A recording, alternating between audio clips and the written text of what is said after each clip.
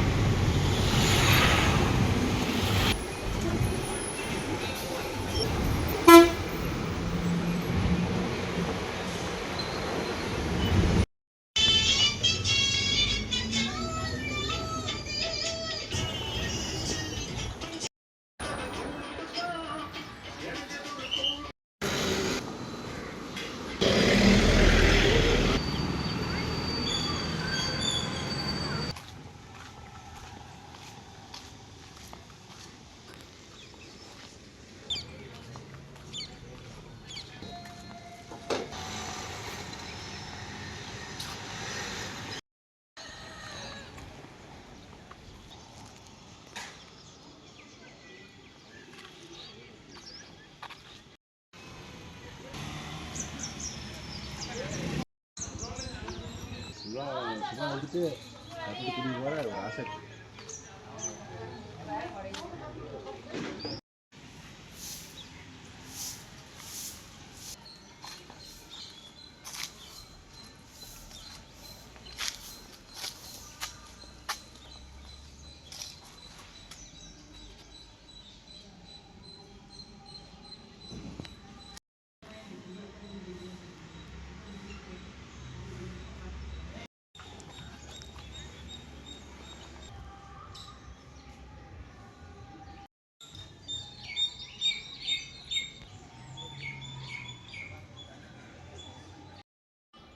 வந்திருக்கிற இடம் சென்னிமலை முருகர் கோவில். இப்படியே ஏறி போகிறோம் பாருங்கள்.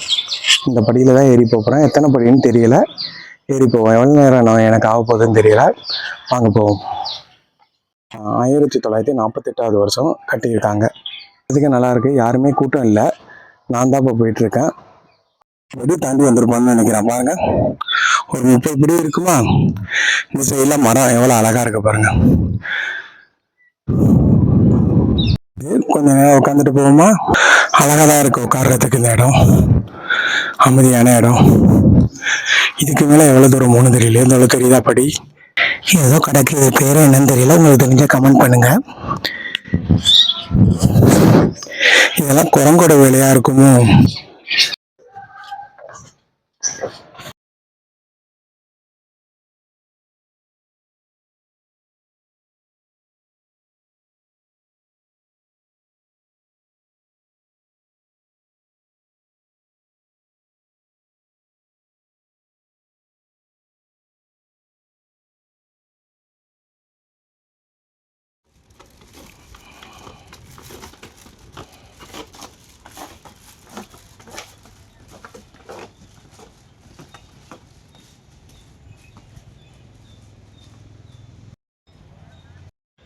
உட்காந்தாச்சு, போகணும். இன்னும் அவ்வளோ தூரம்.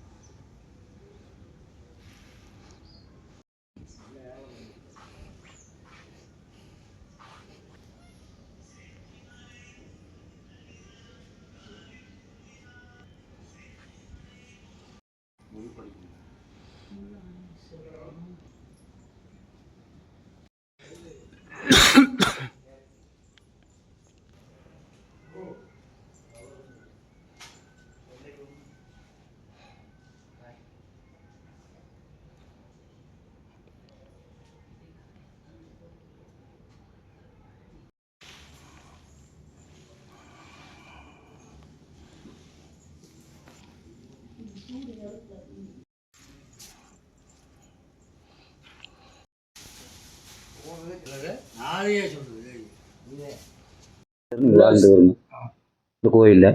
அவர் வந்து ஒரு பேய் பிசாசு பில்லி சூனியம் காற்று கருப்பெல்லாம் இருந்ததுன்னா இதுக்கெல்லாம் இங்கே கட்டுப்படுதுங்க. ஆனால் அவருடைய இது 18 சித்தரில் ஒரு சித்தர், பின்னாக்கு சித்தர் இங்கே வாழ்ந்து வருங்க. 3000 ஆண்டுகளுக்கு முன்னாடி முருகர் வழிகாட்டி பூமியில் கீழே இறங்கிட்டார் காட்சி வச்சு. அவர் வாழ்ந்த குகை அந்த பக்கம். சென்னிமலையா முருகரை பார்த்துட்டு அப்படியே நம்ம வந்து வள்ளி தெய்வ யானையை பார்த்துட்டு மேலே வந்தோம். இங்கே சித்தர் கோவில் இருக்குது. இது சித்தர் வாழ்ந்த குகை. இப்போ தான் உள்ளே போய் பார்த்துட்டு வந்தோம். அவர் சித்தரோட ஜீவசமாதி இங்கே தான் இருக்குது. அவர் வந்து இங்கேருந்து மறைந்தாருன்னு சொல்லுவாங்க. கண்டிப்பாக வந்தீங்கன்னா இந்த மேலே உள்ள குகை அழுவுவாங்க, நல்லாயிருக்கும். இந்த பின்னாடி இருக்குன்னா இதுதான் உள்ள குகை இருக்குது. பக்கத்தில் அதுக்கு அங்கிட்டு உள்ளது வந்து அவர் ஜீவசமாதி அடைஞ்ச இடம். அவ்வளோ அமைதியாக இருக்குது. இந்த பிளேஸ் பார்க்குறதுக்கே ரொம்ப அமைதியாக இருக்குது.